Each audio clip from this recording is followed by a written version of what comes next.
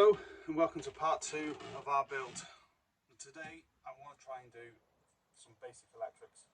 I bought a leisure battery, 100 amp hour, which I'll show you in a second.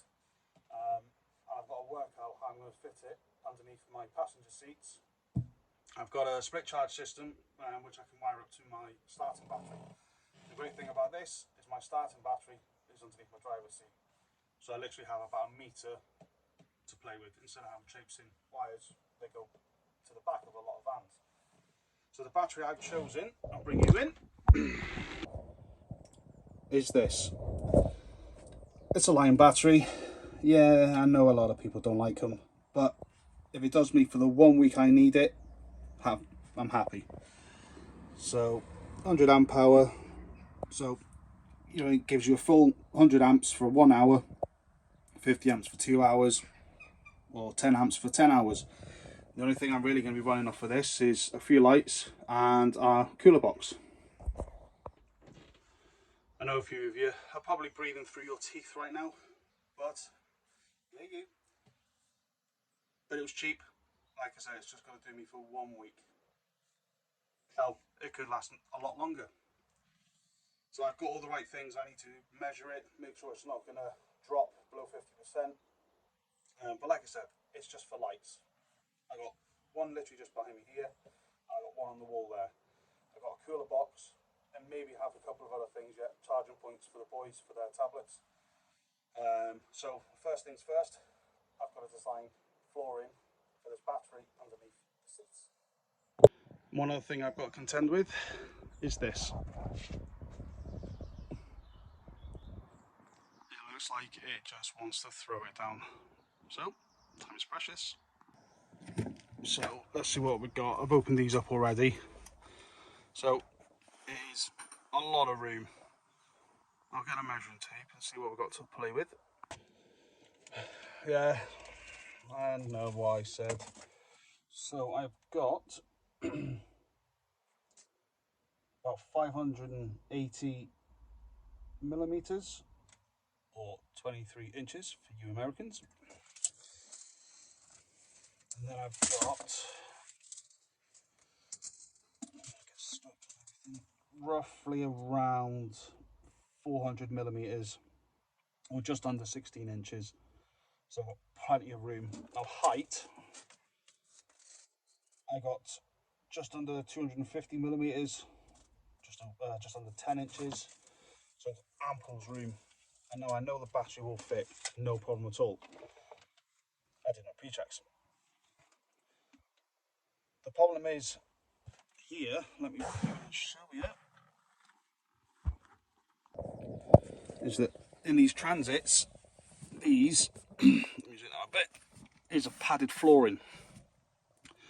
I don't really want to rip all that up because it goes underneath the driver's seat and stuck probably every corner knowing. So what I'm thinking of doing is that just there and just there, oh, and the one there, these are threaded where the bulkhead originally sat. So what I'm thinking of doing is getting a bit of wood straight across and then a piece of 9mm ply is the base. I can screw that down there and maybe screw it down somewhere over the other side if I can, and then that'll give me a base, a good strong solid base, and then I can create a base around the battery and a box to secure that in, and then I might, hold on, let's get the battery, let's put it in, see what we got. One thing that we all love with batteries is a decent handle. Now I work at Motor Factors and the heavy batteries usually come with handles that are like razor blades. So let's get this in. Oh, stuck on the. Right, so sorry about that. So let's see what we can do here. So I've stuck you to the roof of the van so you can get a bit of a bird's eye view of what I'm trying to do.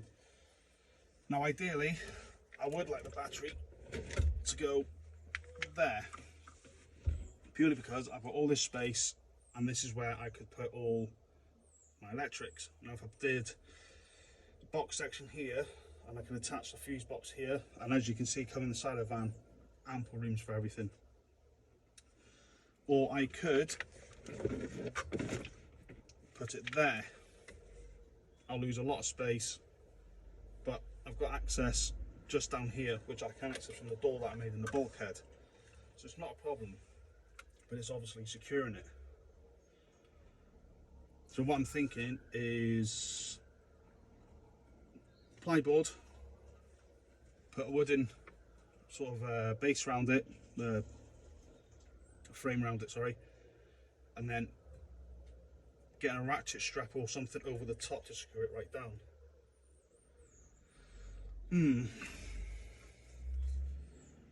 Let me have a think. So from this side, I'll just open this up. You can see absolutely loads of room. So this is where I was thinking of fixing the wood, and then you can see it just rises up. So do a bit of measuring, try and get as flat as possible. I think, yeah, get a ratchet strap, secure that down, and then I can start wiring and think about where I can put the split charge system. So these are the two bits of wood I've been mainly using in the van. So this is 36 by 18 mil thick, and I've also got this, which you can see I've used for the frame for the bulkhead. It's 34 mil square. I got these from Wicks. Just better quality. B&Q was very disappointing, and they had hardly any stock in. So for mainly everything, including the cladding, I've just got everything from Wicks. So if I use this flat, because obviously I don't want it that way, you can see it's not very flush. Now if I swap these over and then use that, you can just see that it's starting to flatten up, and it only needs to go just to about here. So what I think I'm going to do is create that base, and shall we get on?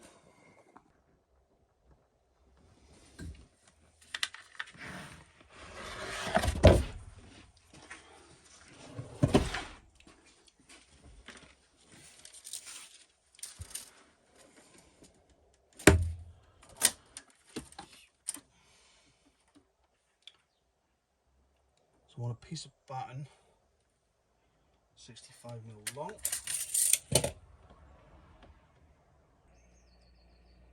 So I've cut the bit I need, which I know this is 650 mil long. So I need to get the centre, which is 325. Now I'm going to use this centre for this centre piece here. So then I know this batten's pretty much centre, but then it's got a good grip for here and here without being too close to the edge. So I now need just to transfer the marks.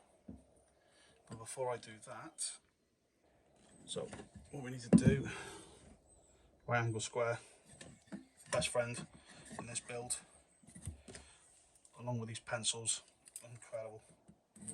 It's a Tracer Professional Construction Marker. But it's like one of those pencils you used to have in school where you constantly press the end and then you'd stab yourself because it'd go back in. But it'd always snap. So let's just draw a line. So I know now that is the centre.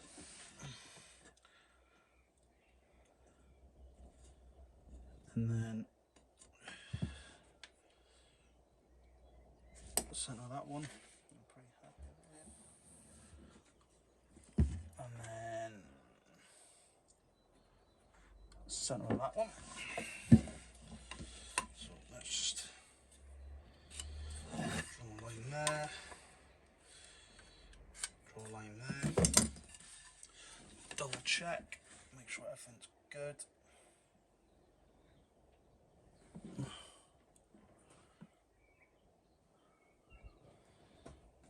I think that one needs to be brought over.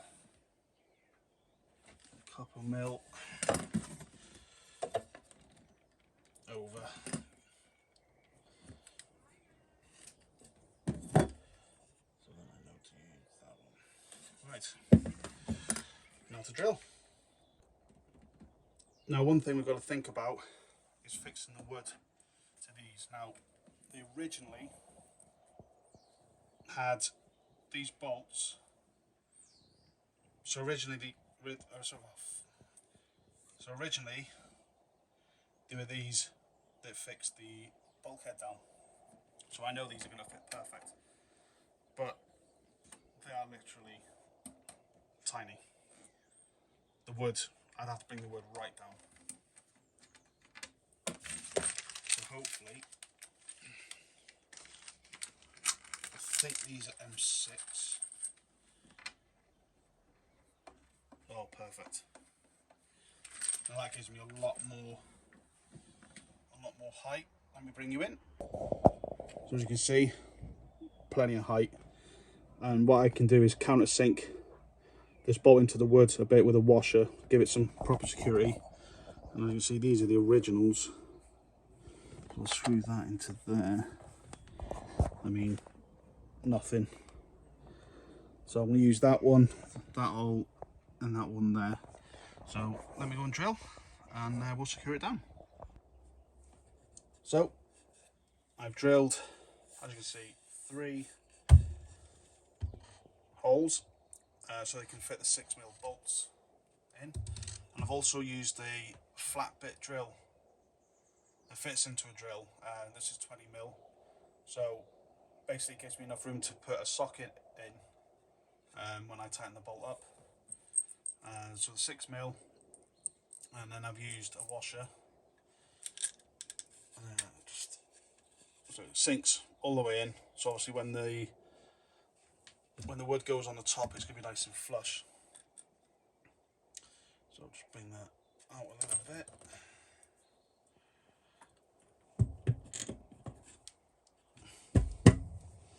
And that one.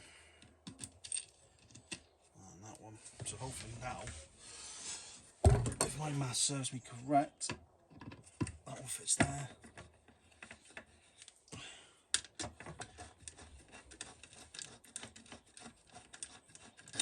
So that one's in.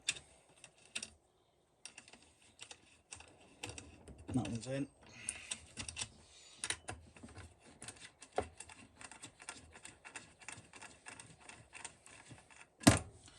That one's not. Let's figure out why.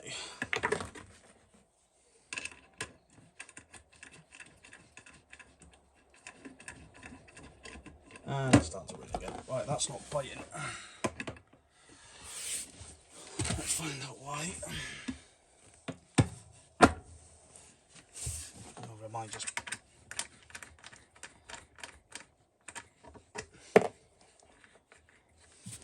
No.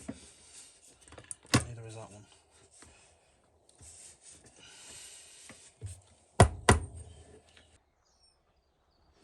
Right, after that faff, this is in. That ain't going anywhere. So now I need to measure a bit of wood to go along there and then work out how I'm going to fix it across the back. So this is what I've made. It's not fully fixed. So drilled multiple holes to give it a bit of security. That's all fixed. So I screwed that from the bottom. Then what I'm thinking, once that battery is in,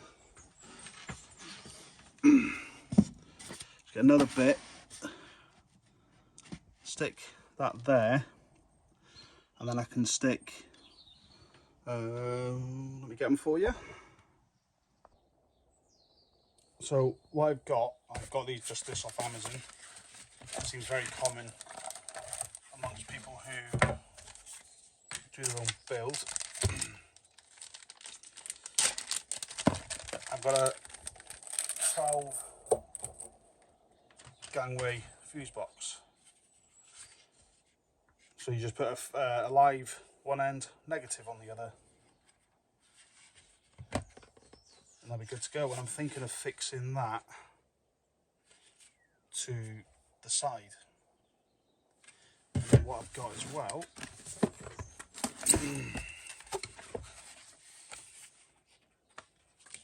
is a split charge system.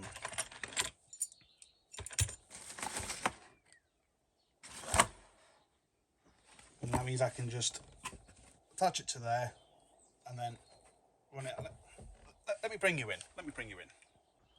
Yeah, so thinking of fixing the fuse box here, or just up the top end, whatever. And then a split charge somewhere in this region. And I can just run the cables literally to there. You can just see it's sticking out the box for the main battery. So all heading in here, like I said earlier, wires are not going down to the bottom of the van. Everything is accessible from either here, if I need to do it inside the van for whatever reason, or easy peasy straight in here. I mean, I can even get to it. That's the beauty with this van, is, you know, it folds in half, so I get to it there. But what I need to do, let me just leave this down, is I'm going to get some sort of like a ratchet strap, and then I'm going to put it underneath this piece, underneath that piece. It goes underneath the battery, over the top, and then I can ratchet it from the top. That ain't going anywhere. Once I've screwed this down and fixed it down this end, it ain't going to go anywhere. So yeah, I'm quite happy with that.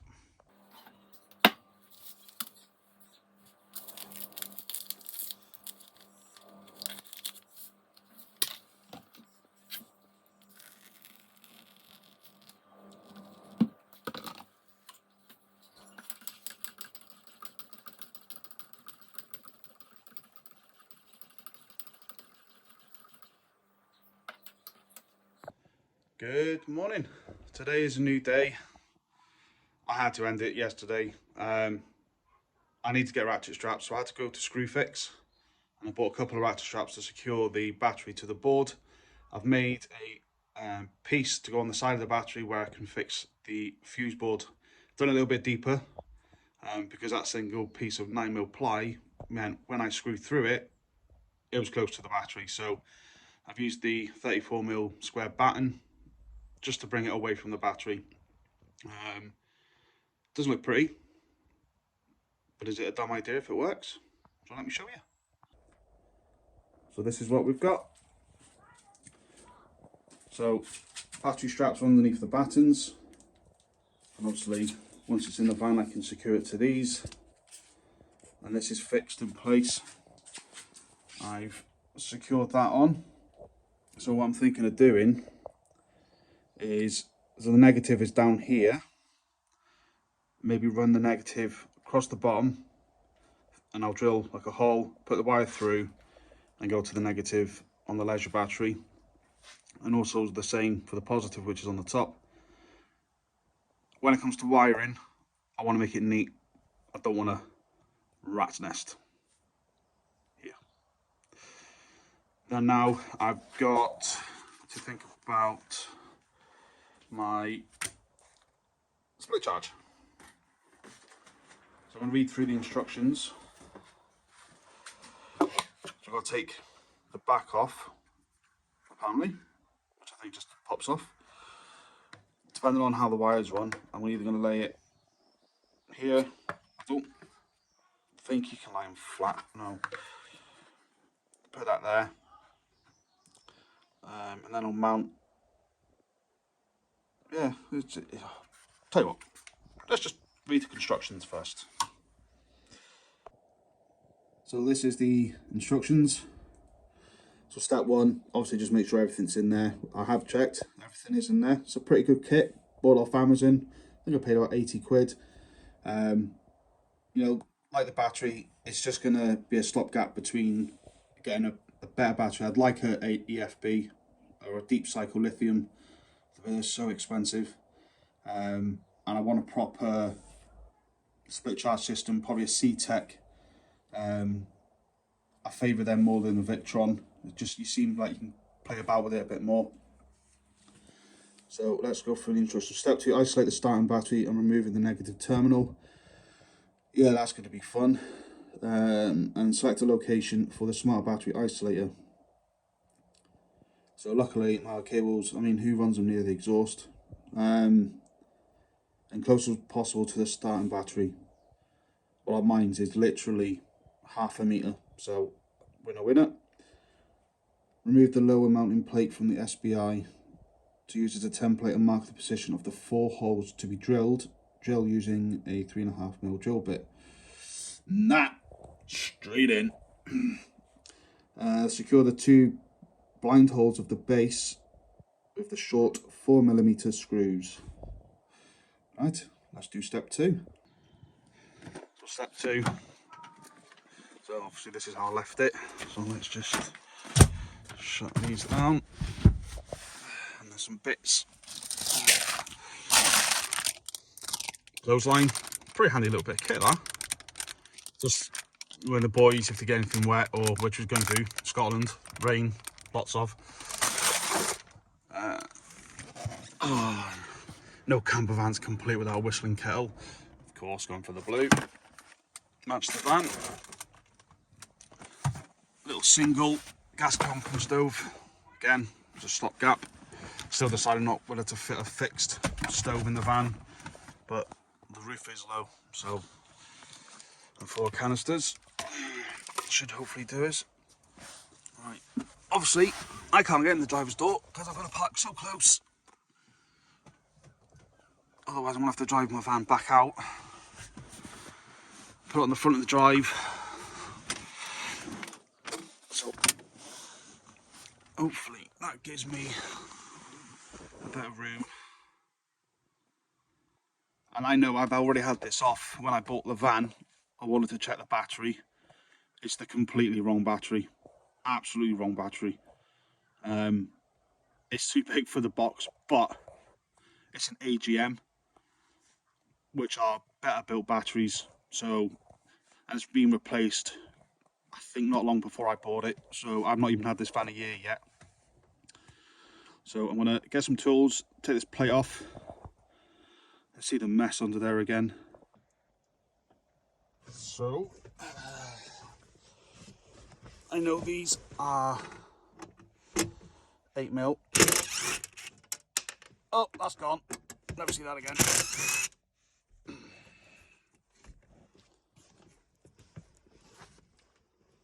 I would always recommend that you carry a small toolkit with the bits like this.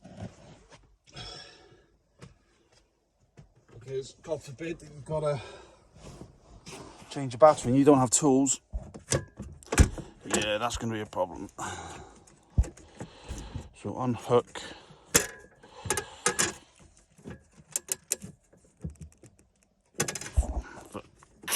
Right in the mud. There we go. Oh. Oh, there we go. There we go. We can go forward. Can we go forward? Oh, this is... Oh. That's that wire. I forgot. It's chewed up to bits. So, plastic. Oh, there we go. And then I'm probably going to put this back together when the van's... I can get in the driver's door. Oh, this is going to be a pain. So, I've seen batteries that are pretty much, you know, nice and neat, quite empty space in there. So, tray is off. As you can see, AGM, huge battery. Wrong application for this van. I know that for a fact. But these are good batteries.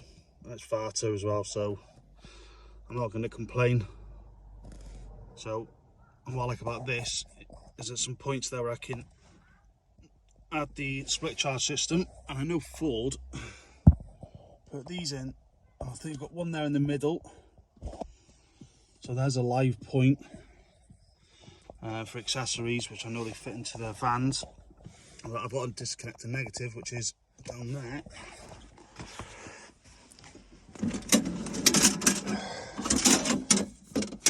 Oh, that T-piece is gonna annoy me.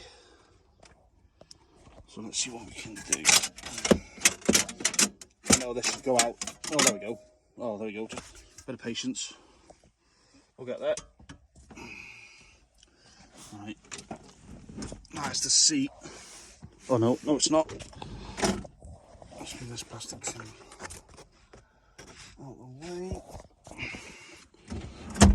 Oh, that's the cover off of the accessories there. So there's the negative. So I need to take... Oh, there we go. Oh, look at this. Plenty of places to put stuff. Right. So, done step 2. That was fun. A lot easier when the van's not parked up against the fence. Step 3. Select the location of the smart battery isolator. Well, obviously, I want to put it on here. So let's see. I mean, that's the red cable. And here's the SAD cable, which obviously is not as long. So that's what I've got to be conscious of. So I need to find an earth point for this. Back to the van. So trying to find a ground point in the van, and I wanted to obviously try and keep it as close as I can to the leisure battery, and the cable's not really long. So I've looked, there was a good spot down by the handbrake, but then not see solid, it's rounded off. So what I've done is excuse the mess, but what I found is I took this trim off, and I've snapped it, and I've taken a bolt out. Doesn't really do much by the looks of it. I think it only holds this plastic trim on, but that's good metal there, and it's not powder coated. If powder coated, you'd have to clean it down, take the paint off, so you get a good contact. So I'm going to use this, and it fitted the terminal as well, which is great. So I'm going to go and sort the cable out, so let's go and do that. Right, plop you there. Automatic wire strippers, big must if you're doing your own van. Not expensive. I think I paid maybe about £6 for these on Amazon. Brilliant bit of kit. Heat shrink, big tub of them, brilliant. And this is the terminal I'm going to be putting on the end. You can just see on there, it gives you the size, you know, 16, and this is the cable. I mean, the thickness of that. So let's hope these wire strippers can. No, this is going to be. No, it's way too thick. Right, back to the old bottom way. Right, these were too small. I mean, it's very thick core. So just use a knife, trim carefully around the edge, measuring the depth. As you can see, perfect. So what I'm going to do is put a bit of heat shrink on it.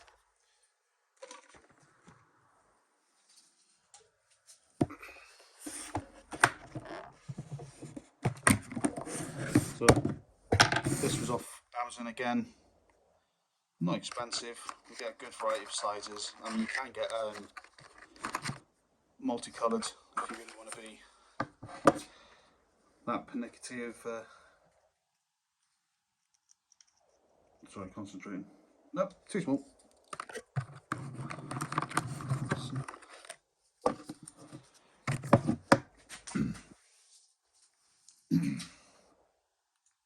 I've literally picked up the same piece, haven't I? Yeah. Why would I make things easier for myself?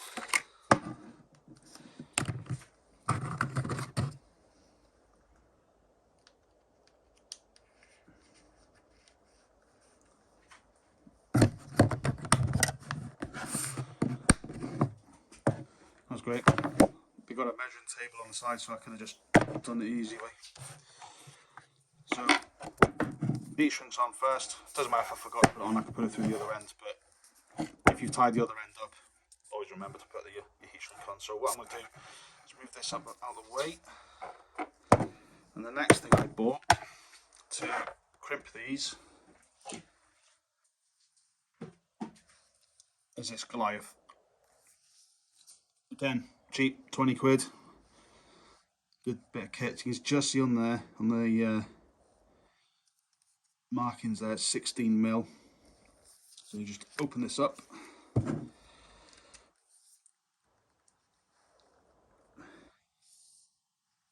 Put in like so. Right, heat shrink is on. Nice and neat. Now I'm going to fix this and try and run underneath where I'm going to show you now. So what I'm thinking of doing is running the wire there and underneath this matting, because no one's going to be sitting in the middle, so there'll be no foot pressure, and plus I've got a rubber mat. And under there, and you can just see there's a gap, and literally the other side of this panel, oh, there's so much dirt everywhere from this trimming of wood. And then you can see there's a box there, so I want to feed it out, and it's going to be roughly around here. So let's see how I get on. Right, so that is it there.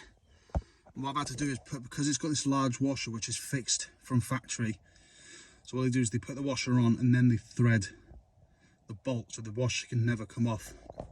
But obviously that meant that that washer would crush the crimp because it's got a bit of like an L shape. So what I've done is I've added a little nut on the back of it. I can't really get in. You can just, yeah, there you go.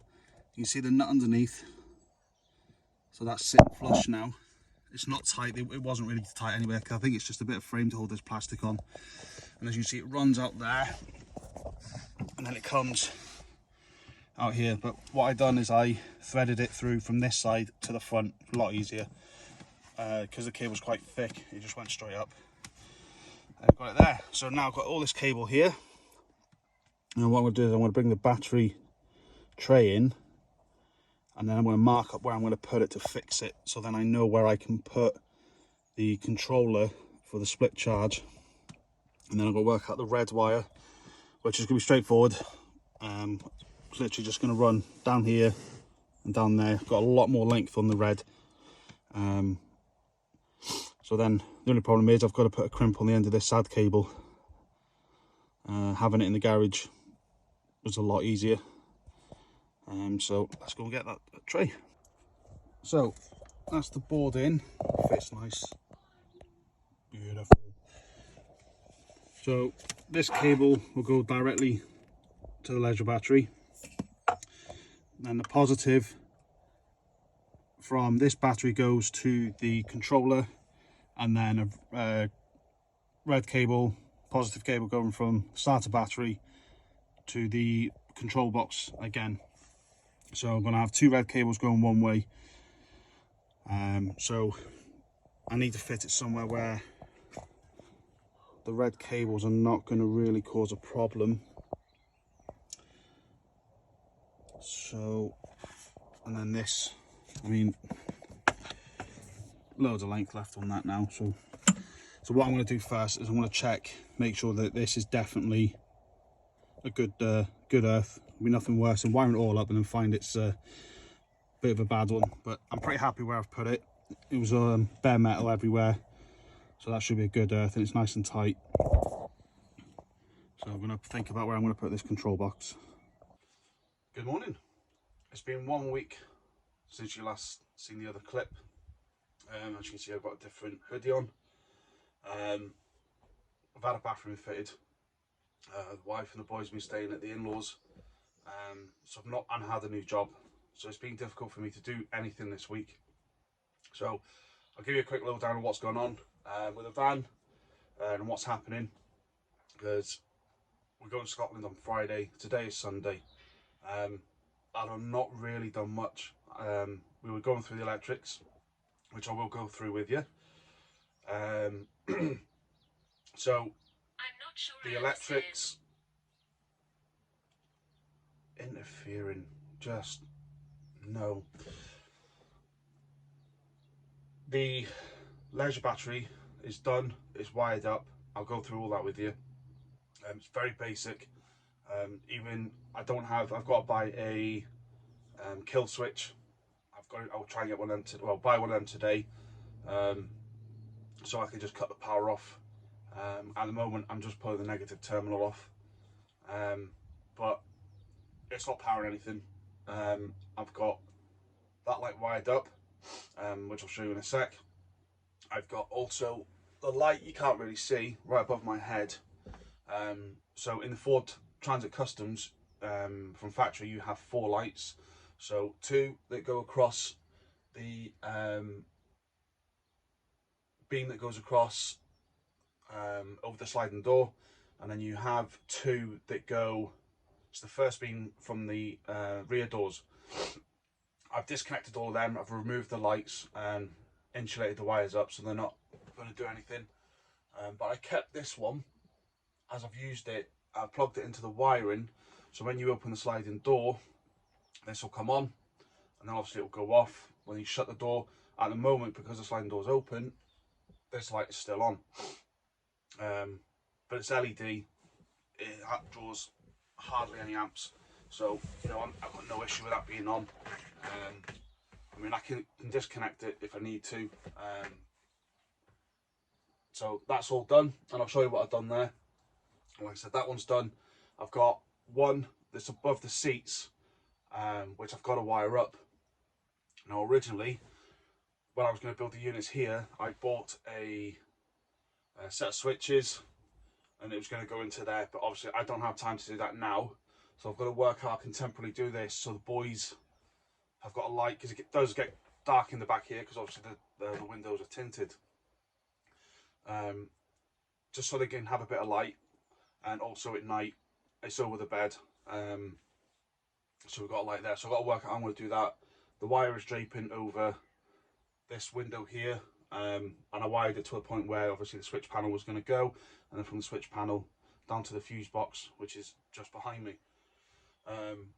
So I've got to work, I can do that. Next is, you can just see some of the cladding's missing up the top here, and that's because the roof at the back is nice and flat, and up the front, because the top of the bulkhead, the original bulkhead, was arched.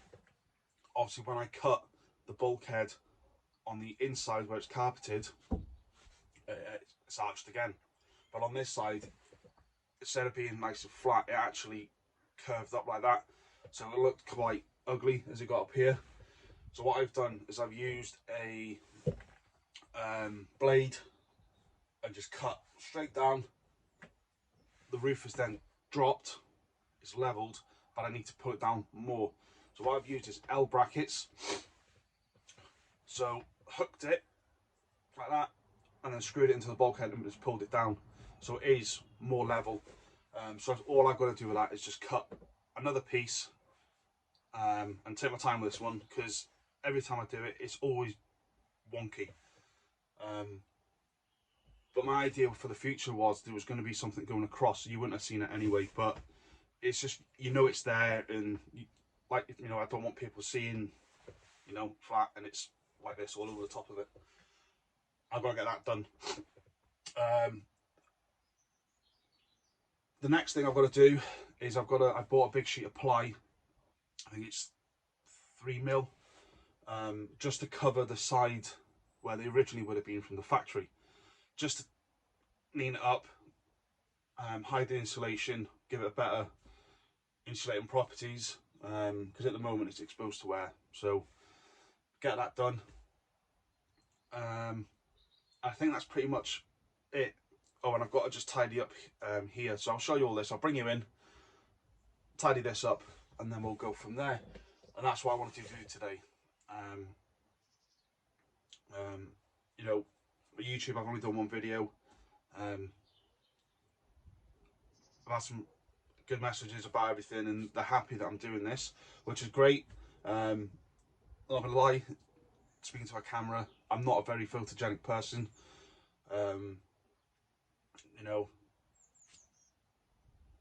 radio. So but yeah, we'll crack on. I can't believe 6 days and we're off to Scotland. It's going to be a challenge for us. A lot of you are probably like, oof, oof, I wouldn't do that, no way. But what the heck, you know what I mean? It's we don't know what's going to go on with the weather. At the moment, the Isle of Skye is, well, last time I saw, which was a few days ago, it was covered in snow. But the weather is warming up a bit. But we're just going to take one stop at a time. Our first stop's just outside Stranraer. And then we're hoping to go as close as possible to Fort William as we can. So it's 4 hours from where I'm from to this place outside Stranraer, and then it's another 4 hours, or just over 4.5 hours, and then it's another 4 hours from the campsite outside Stranraer to a campsite that I've seen just outside Fort William. But there's going to be a lot of stops. You know, I want to get pictures, videos, stretch our legs, you know, all the breaks and everything we need, and just capture it, because I don't want us to be stuck in, you know, oh, it's heavily snowing, can't go there. It'll be devastating. We have got a plan B, which we wanted to do later in the year, which was go to Edinburgh. But if we've got to go and then cut back down, we'll just go straight over there, and then do the Highlands hopefully in the summer. So, anywho's, let's crack on. So the first thing we talked about was leisure battery. So let's see where we're up to. Let me just turn you around. So, let me just pull these seats up. So that's the battery strapped down. And I bought these from Screwfix. They're literally a few minutes away. That battery is not going anywhere. So there's the earth. I didn't have any more of this sad cable in black. So what I've done is I've had to use the extra piece of red that I got with a kit, and I put heat shrink just in several sections, just to remind me that it's a sad cable. This one is the earth for split charge controller, and obviously this is the main earth. So that's bolted down, that's solid. Split charge controller. Now I haven't driven the van yet with this on. I have had the power onto it, just to make sure, but I'll show you what I've done.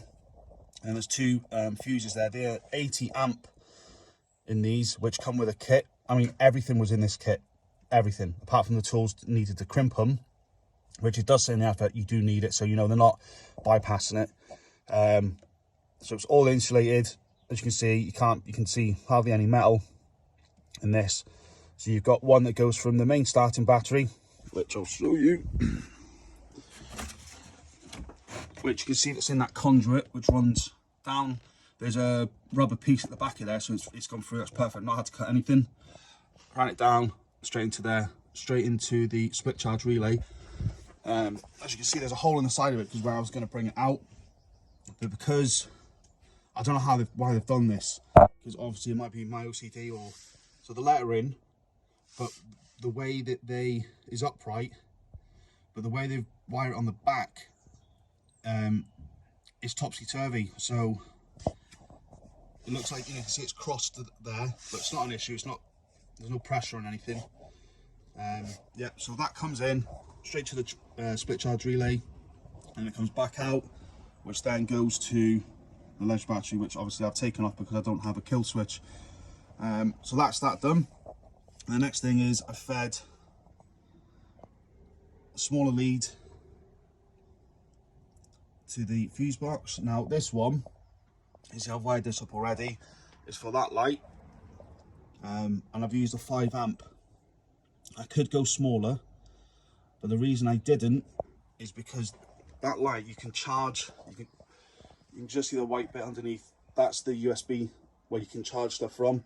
So obviously if anything's going to be drawn from that, and with a light on, at least, I think, you know, these LED lamps only draw half to 1 amp. But so like I said, I only had a 5 amp on me. I will get a smaller one. But it's just a bit of maths. I mean, there's a lot of calculators on the website. Or if you go and see Greg Virgo on YouTube, he's got a brilliant video on all electrics. Highly recommend watching his stuff. Very detailed. So yeah, I mean, that's all in. That isn't going anywhere. Screwed it down. I am getting a custom bracket made to go on that thread, which to go on the wood, just to give it that bit extra support. But that ain't going anywhere. That's down. That ain't going anywhere. So here, I left a bit of space. So my idea was, because this is all temporary, and I want to get a more complicated split charge system. I mean, this was 80 quid. I'm gonna put the inverter here, but then also I've got another little idea I want to put there. But I'll show you that hopefully if I get to do it. Yeah, I'm happy with this. You know, it's my first time I've done this. You know, don't take anything I do as gospel. You know, I am an idiot. But I've watched countless amount of videos. In fact, I watch YouTube more than I do TV. So, yeah, so I'm happy with this so far. So, now what I do when I've a little test is when we put the tunnel on. So let's put that on. And what I'll do is let me just take that out of there.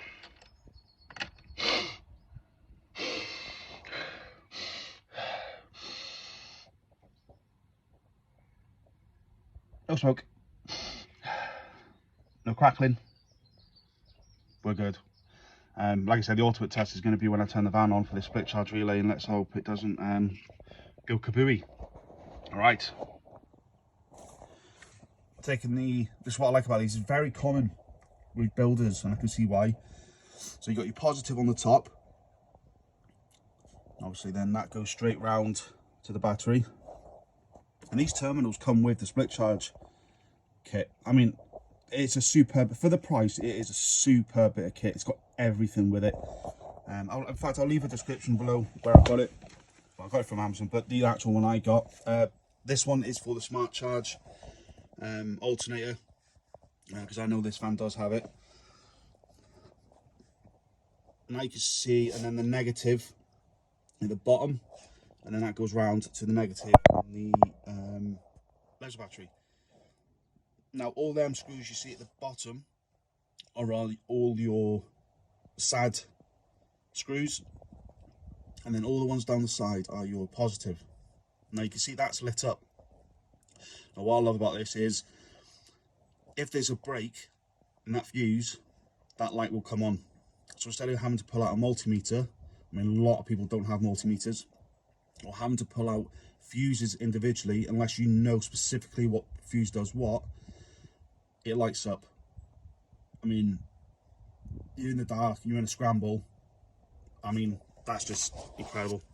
So as soon as I put this back in, you see, light's gone out, and that's the circuit complete. So, and again, I'll leave a description for that as well. And again, you know, these things are cheap, but absolutely brilliant. So that's that. So that wires, let me just close this, and then this powers. There you go. And then flexi light, so we can. This is where we're going to have our sink here. I don't think I didn't get that. Oh, could you try again? This watch. If you have an Apple Watch, do you have that problem? Never again. So yeah, sink, and I don't think I'm going to have a hob. I've got another idea I'm going to do down here.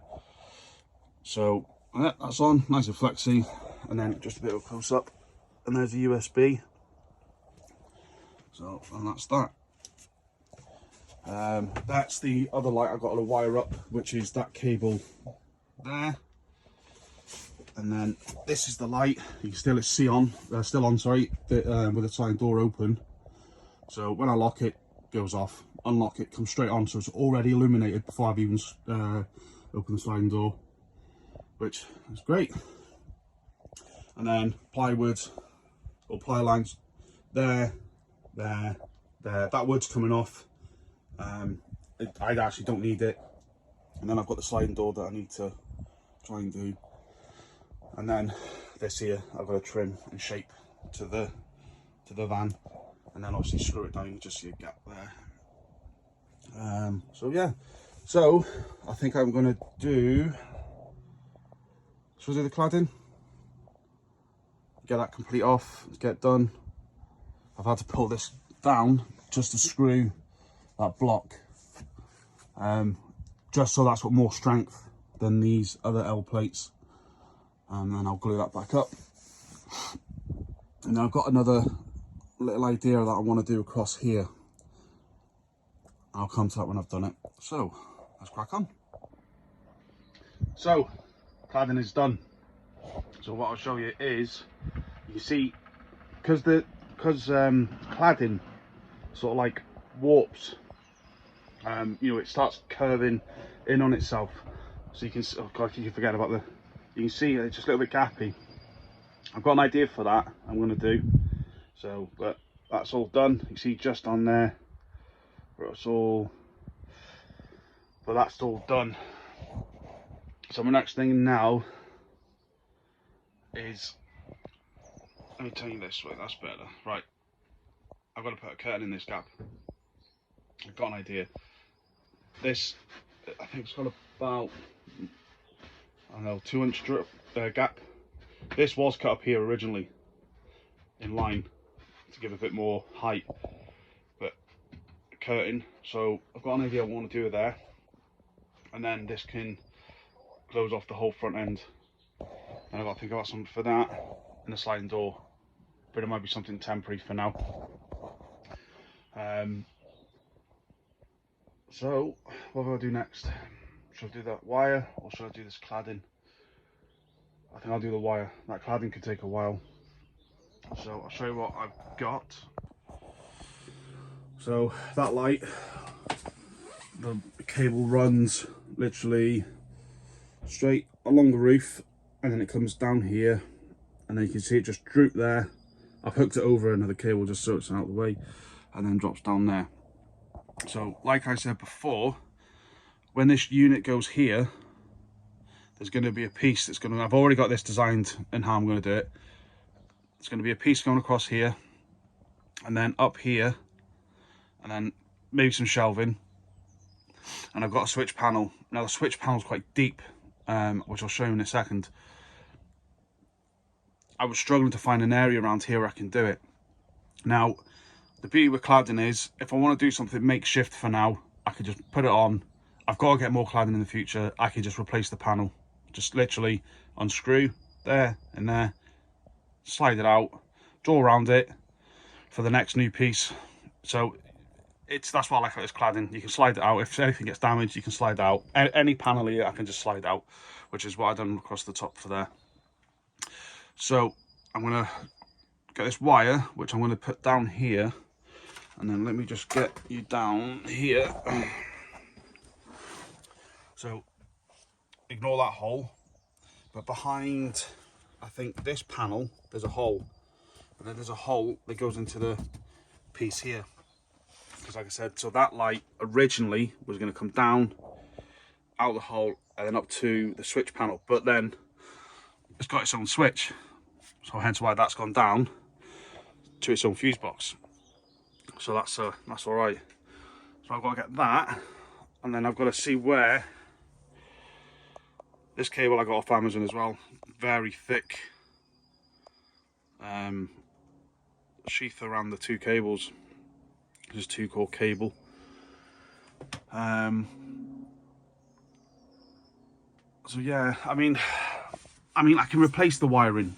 All I've got to do is pull that out, resolder, do all that. Just seems a lot of work at the moment for for what I'm doing. But like I said, I want to get that done for the boys, so when they sit there, They got a bit of light in the dark. Yeah, so let me have a think, and then we'll go from there. So this is the switch panel I was telling you about. That looks scary, doesn't it? So already got all its own inline fuse holders, which is amazing. So I've gone for the 5 switch. It has its volt reader, cigarette lighter, and 2 USB. To be honest, I don't think I'm gonna, get all this wired up. Ideally, I could do with wiring this up, and probably, yeah, you know what? But as you can see with the depth, it is quite big. And then these little indentations you can see above the switches, they supply you with stickers, so you can label up each switch, which is great. I'll leave a link again for this on Amazon again. I think these are quite common as well, got good reviews. So I'm gonna have a think, see what I can do. I mean, the only thing I think I could probably do is make like a box and attach the box to something. It's just obviously it's a lot of faff. Otherwise, because what I've got is I bought these switches as well, so they're on their own. And what I was thinking of doing is maybe putting the switch here so you can't see it as a temporary thing, because that means, like I said, I can replace this. I'll sand all this down when you can see the pencil line. So you can see it'll be there. Because originally I wanted it on this panel, but then I decided against it. So yeah, and then one other thing I was thinking of doing, which I might do, depending on what the wires I got, because today's Sunday, so nothing's really going to be easy, is put this on this door. And then what I could do is when you get wire, is coil it, and then so there's no worry about constant bending and snapping the cable. But obviously the cable will be up near the hinge, so there won't be much. So it'll be like your door in your car, and when you look in on the A pillar, I'll show you now actually. So something like that. So all your main wiring for mirrors, like central locking, window, everything that will run through here. And this just avoids, I mean, over time, I've been a mechanic for many years. People have issues with windows, very intermittent, and you'll find that a cable here is snapped, because obviously it's constantly bending, opening, bending, opening. So that's what all the wires are in here. So that's what I'm thinking of doing. I mean, I can replace a panel on this door. That's what I love with this cladding. I can replace it. So I was thinking if I put it somewhere down here, because what I've got is a cooler box, which obviously all this mess and all that. We're gonna put it here, and then I'm just gonna like bungee cord it. I've got a tie down point in there, and I'm sure I can do something over here. And then it can be sat there, and it can stay there because I've got the cigarette lighter in this panel. The other thing I've noticed in the cooler box, which I'll show you now, it might not be this video, it might be the next one, is it comes with, I believe it's that, it comes with 2 crocodile clips, so I could put it straight onto the battery. So that's my plan B. Good band. So I'm thinking I might put it there. So you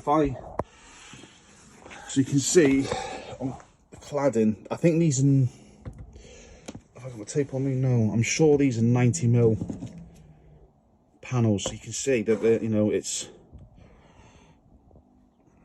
So I was thinking if I put that on there, temporary solution, not permanent. I mean, I could put it up here. I could put it. Oh, actually, yeah. Actually, give me a second. Right. I think I'm going to put this into the panel. So what I'm thinking of doing is I want to put it up here in the middle, and then I can replace these two panels in the future when I want to move this somewhere else.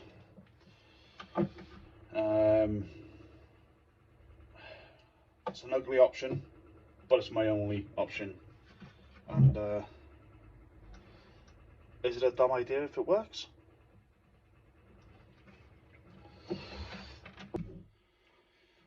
Because I've got to fuse the that panel up, and this is going to be what we're going to be using.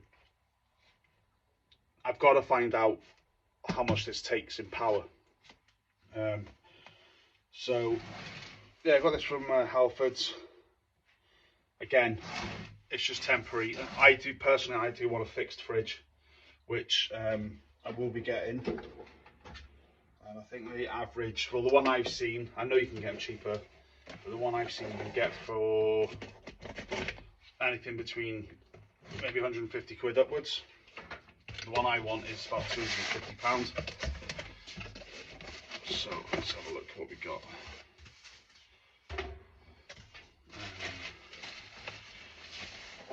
Let's take this out the box.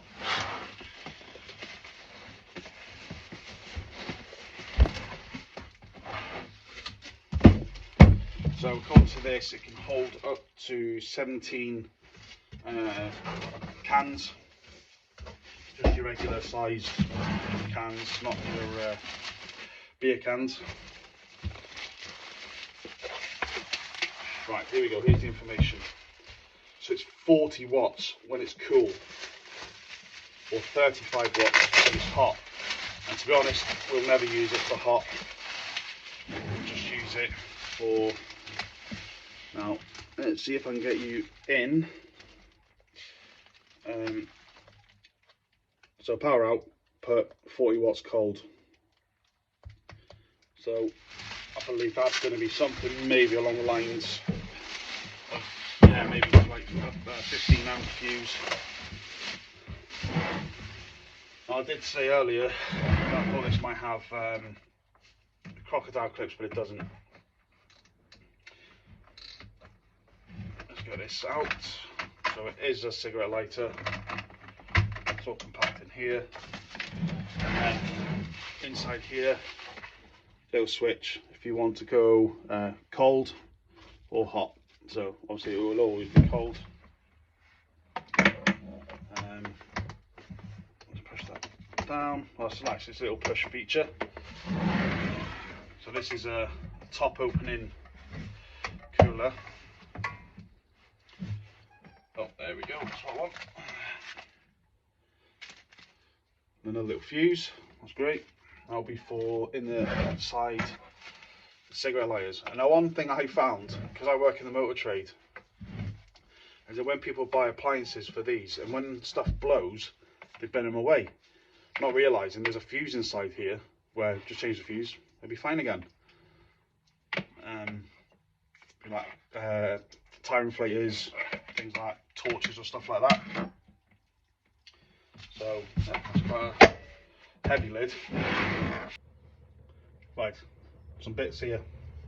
So what I'm going to decide to do, cut myself a length of earth, which is from the fuse board to this. Now, this is a 27 amp cable, because there's a lot going on here. But obviously, the board's going to be fused, so you know I know it's going to blow before it starts melting stuff. Now, treat yourself to these. These are incredible, make your life so much easier.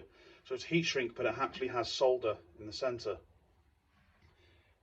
So what you do is you'll have different colors for different sizes, a bit like your electrical connectors. So I've got for the blue. The solder needs to go over the copper wire, and then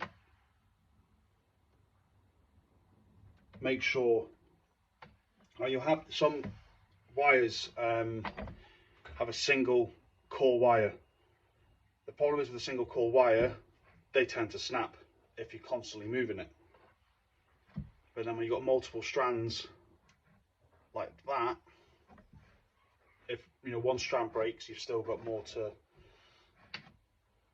keep that wire active. So when you put the connections together, there we go. So I'm going to zoom you in. No, probably not.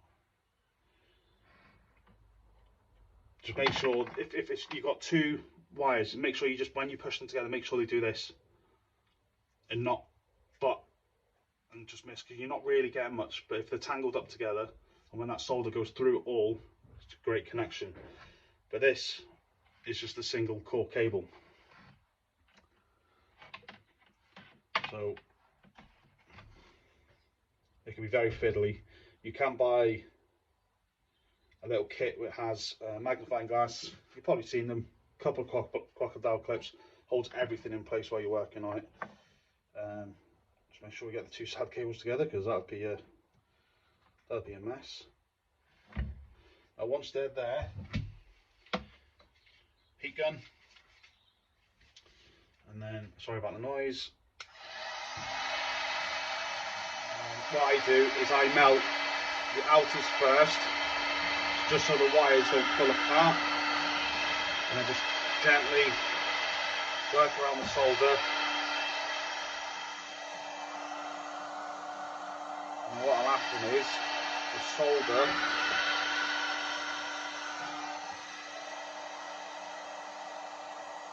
will eventually melt.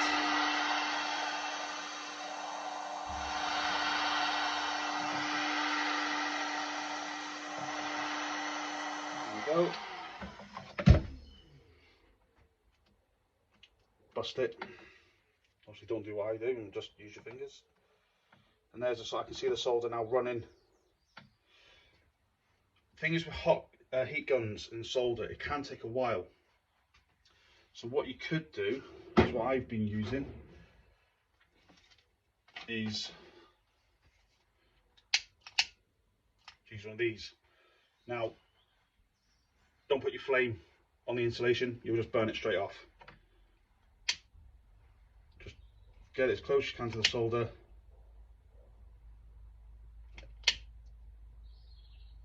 Just gives it a bit more heat. I can see the solder running down now.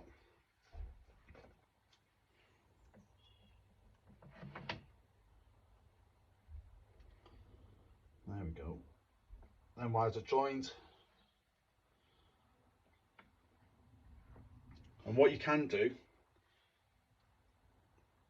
is, oh, left it in the van, so now back. Treat yourself to a multimeter. They're not expensive. They can vary from a tenner upwards. You can see them in your local supermarkets, like Lidl, Aldi. They always do them in their random centre aisles. This one's a Sealy one. So what you can do is you can check the continuity of this wire. And this is great for things in the van, even battery testing in the van, all that I can show you in the future. So all you're going to do is check to make sure from one point to the other side of the wire that there isn't a break. You can buy other tools where it's like a clamp that goes over and you run it down and it beeps out if it detects there's like a break in the wire. Well, I've got one somewhere which I'll fish out, but just for this now, if you, so like this one here has the little dashes, so it's like a volume. You're not really going to, I can't. And if you just hear it's beeping, that means there's a complete circuit. And it's always, anything different, it'll always be around the ohms section, which is like the horseshoe shape. Ohms being Greek, or ohm being a Greek letter, I believe. So literally, one on one side, don't worry, you're not going to get electrocuted. And then if you can, And the problem is, because of the, and there we go. So I know that join is a good join. So that's one way you can check the wire. Now let me see if I can find, I'll put it somewhere. I'll come across it. My garage is a little bit of a tip. So that's that done. So that should come enough. Just move this out of the way. And I would highly recommend that you buy one of these, keep it in your van. It'll save a lot of problems.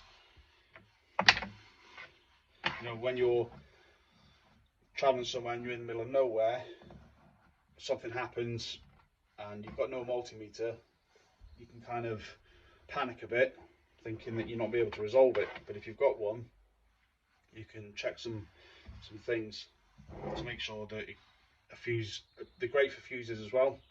Now, if I find a fuse for you,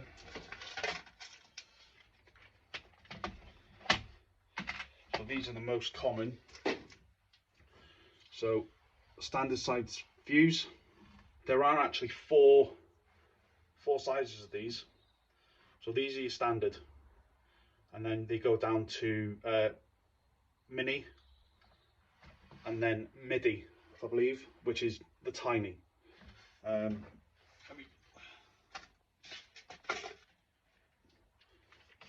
So these are minis. So all the colours are the same. So each colour represents the. Oh, that's a new box. Let's not open that one yet. Yeah. So all the colours represent the same, no matter what the size is. So it's mini, and as you can see, the next size down, and you have one smaller than that, which is a micro.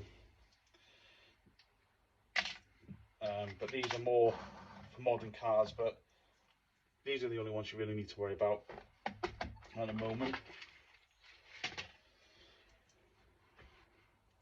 So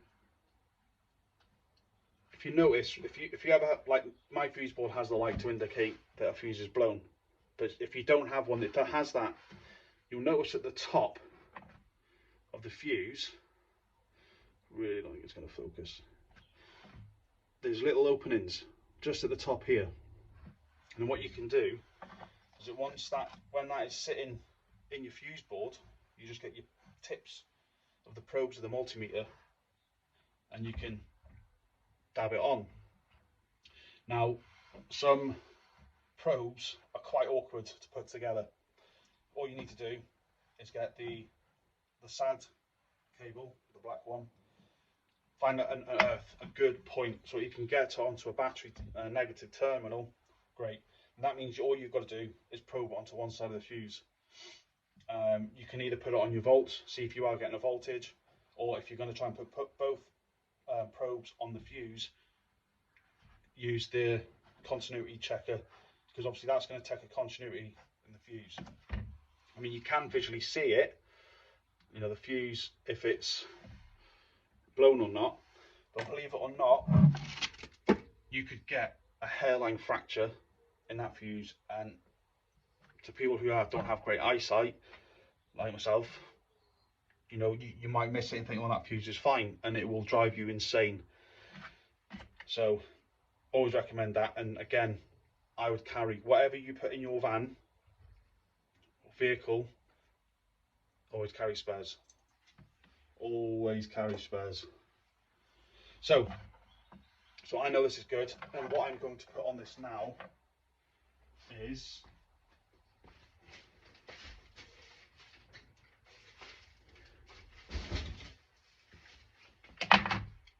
heat shrink. Again, Amazon. You can buy these pretty much anywhere. Motor factors, hardware stores, BQ, Wix, anything like that. I got this off Amazon because I wanted one that had multiple sizes. Some can be different sizes, different colours. One size, you can buy them in reels. So if you are doing a lot of electrical work with the same core cable, you can buy them in a reel. So these are great. So get the size that you need. So obviously don't get one that's the size of the cable, because if you do what I've done here with the join, they can stick out a little bit more. So always check. There'll be nothing worse. You're putting a heat shrink on, and when you cut to the join, it won't go over it. So always just double check. Now this is already got heat shrink, so I'm not really worried about having it on there. But the great thing is with this, it just hides it, gives it extra protection. The beauty about heat shrink is, especially when you put on terminals, it just stops putting moisture getting in, and gives it a little bit more strength as well.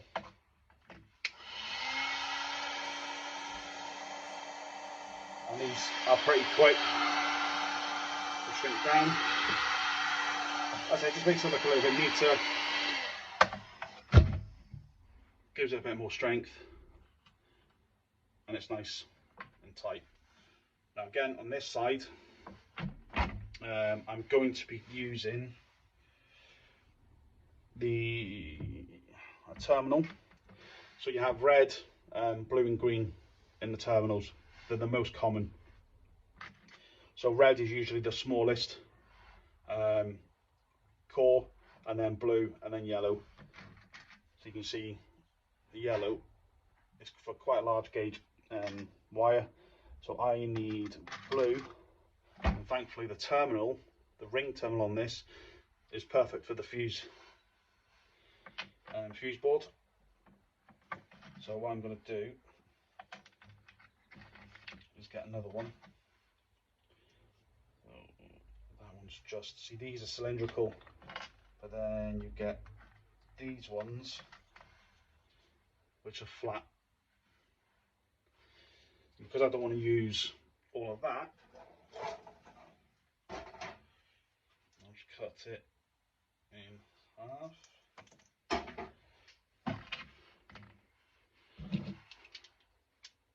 Automatic wire strippers. To be fair, I'll probably do a video on everything that I've had to buy that makes life easier. Again, these are not expensive. I think I paid £6 for these off Amazon. And then the other one, I mean, yeah, I'll do another video. And then the other one you need, and which looks like I've left in the van. Oh, I'm good at this game, aren't I? Back in a sec. God, I'm terrible at this. Crimpers. And on these, I mean, you've got this style. Or you'll probably remember these ones, really thin. You can use them, but they're just they're crap. This one, beefier, and it's got a ratchet on it. So you have the teeth in here, all colour coded, yellow, blue and red. So what I do is I put the connector in first. Obviously, don't forget your heat shrink. Put that on. Put that in. And once you're happy that's in, you can give it here, ratchet, and then that is not going anywhere. Then a bit of heat shrink, probably the wrong size on that. Never mind.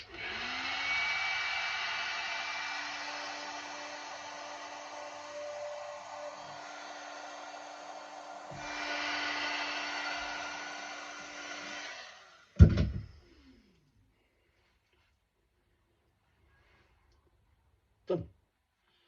So that's that earth done. Now the positive. Again, 27 amp rated cable, which I think, if I remember right, where did I put that? Yeah, 27 amp cable. Now, I know these are the same length, again, heat shrink. That's going to be the blue one. So don't twist the ends like you normally would do if you do like a house plug or whatever. Just keep it, I'm coming straight out. Maybe even just, give it a wiggle so the strands just break away a bit. Put that one on, and then feed that side through. Because I said, because it's a single core cable, I'm going to shove it right down the centre of the copper strands. Keep the outsides just so the heat shrink locks onto the cable. So now the cables are not going to move. And then put heat into the solder. There it goes.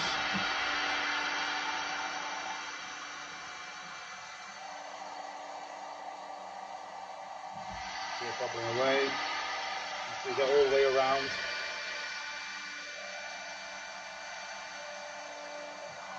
And what you'll eventually see is it just literally go into a liquid state like that.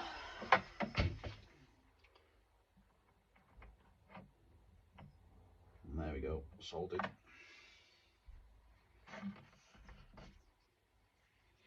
And then get a heat shrink.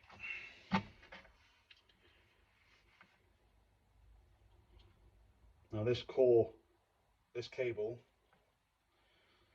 because it's a bit older, I've had this for a while, this cable, it's a little bit thicker than the SAD cable. I only bought that a few weeks ago. There we go.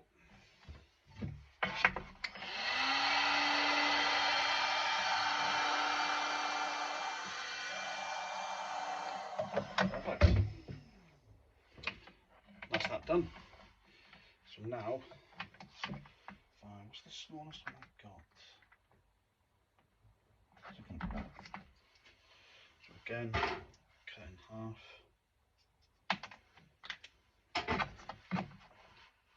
Put on the positive. Again, blue ring terminal.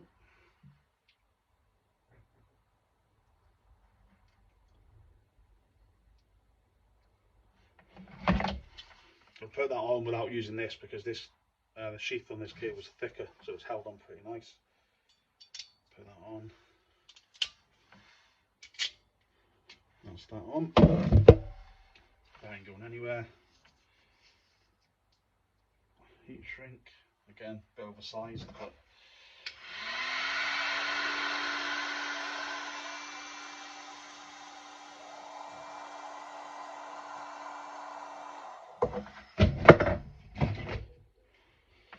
done. So now this is ready to be put up to the fuse board.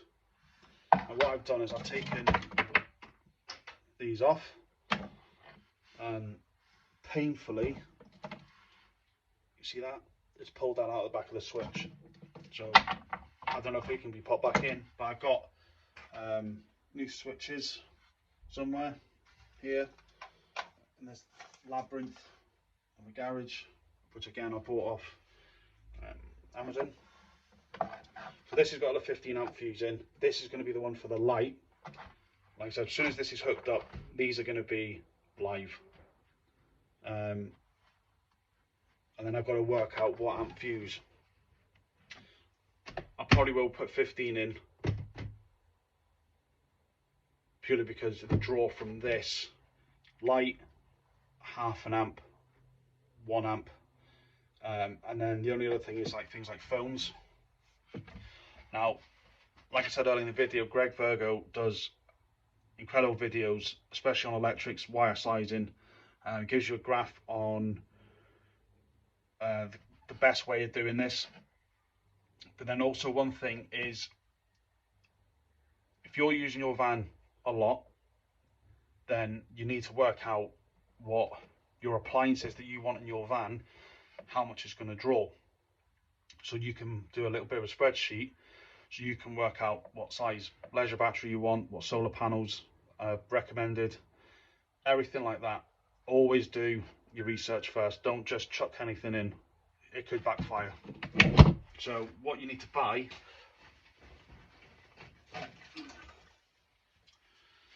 is one of these. So what I'll do, let's move this. So you look, again, cheapest chip, fiver or something off Amazon. So you plug that in. Now at the moment, this is showing 0 watts. Now if I was to plug in this hot air gun, and now on here, our power output on for this is 1600 watts. So this should shoot up to around 1600 watts. So if I put it on the lower setting,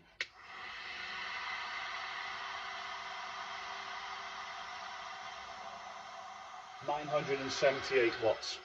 That goes up to. That's coming down. And if I put this on full whack,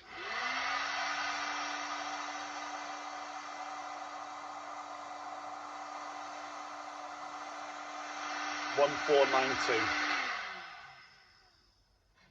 Obviously you're going to take this on a van.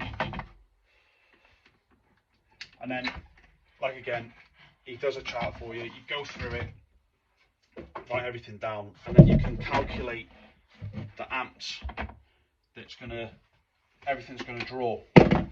For me, I have one roof light, which is gonna go through this cool box, which I think is going to be the biggest drainer.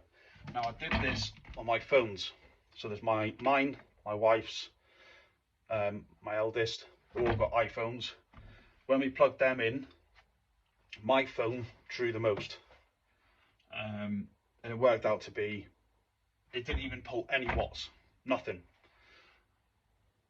Even on the amps, I think it's barely nothing. So with 3 phones in, it's going to take an amp max. And then my youngest, he's got his tablet, he has his laptop, but as a rule for this Scotland, no laptops, no tablets or anything like that. We're going to enjoy Scotland, but because I'll be charging my phone through the van, through its normal charge point on the dash, I won't really need to worry about my phone. Again, with the wife, she's got a 12-volt socket on the passenger side, so she can charge hers daily. So there isn't going to be need much to go through this, just mainly the boys' things. We have allowed them to take the tablet because of the journey, because it is 4 hours. So I'm not worried about the huge consumption of this, but if you're doing something and it's going to be fixed, so you got things like fridge, diesel heater, things like that, you really need to do it properly. You'll be hardwiring it, you don't want to go back to it constantly, but because this is a temporary thing, when I come back from Scotland and start buying stuff, everything I want, so the fridge, possibly a diesel heater, I'm not sure. We'll have to see how I get on over the weekend over in Scotland. Then I will start doing everything properly, hardwiring it.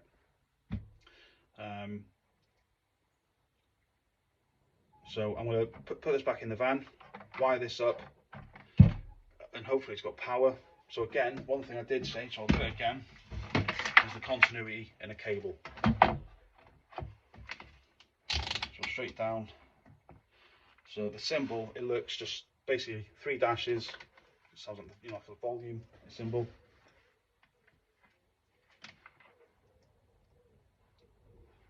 So that on there. So that will obviously show you the join, and then straight to the other side. But because this is all in line, I can literally go straight off this wire. Happy days.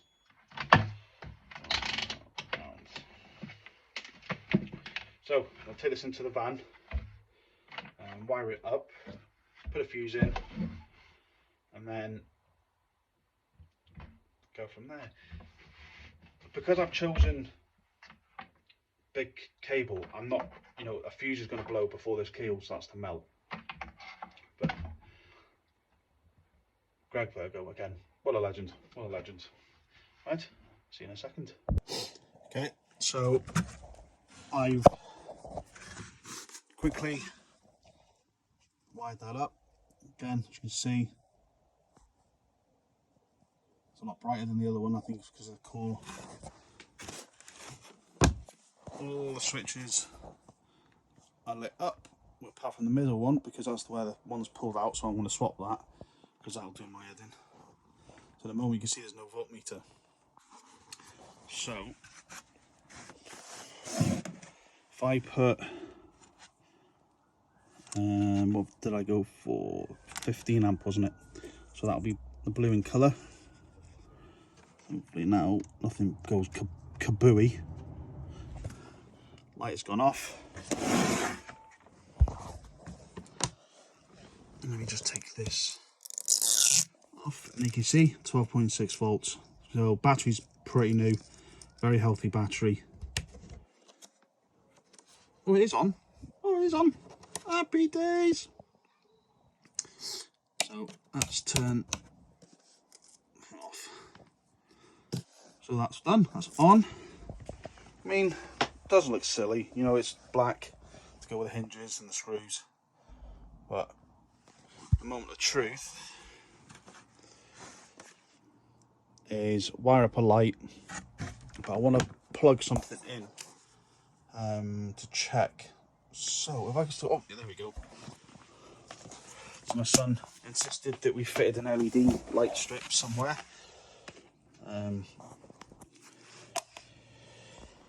So let me see if I can just do this. So bear with me a second. So a moment of truth. So USB lit up, both 2.1 amps, so good for the fast charging. Plug that in. Happy days. Happy. Obviously there's no light on that one. So I'll pull that out. So that feels nice and strong, that. So I'm gonna, like I said, I'm gonna buy a kill switch for the fuse board. But what I'll do, because that cable's so short, I will probably put the kill switch on the negative, or the sad cable as I like to call it. And then eventually I need to get one for the main, which I think I might cut into that and do it that way.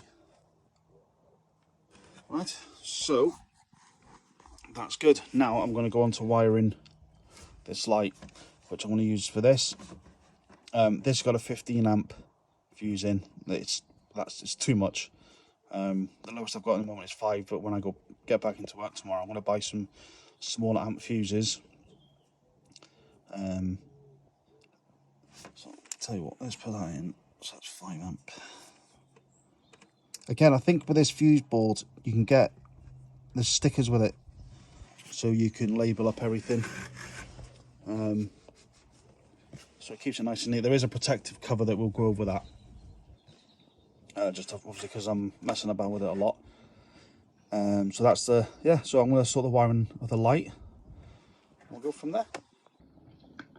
Right, change the plan with that light.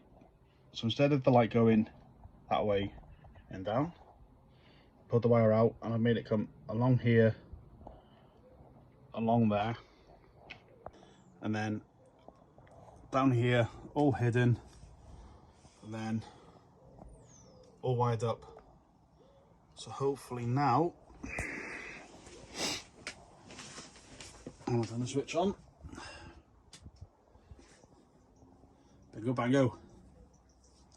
Done. Okay, it's a bit of a weird ending this. As you see, I'm in something different again.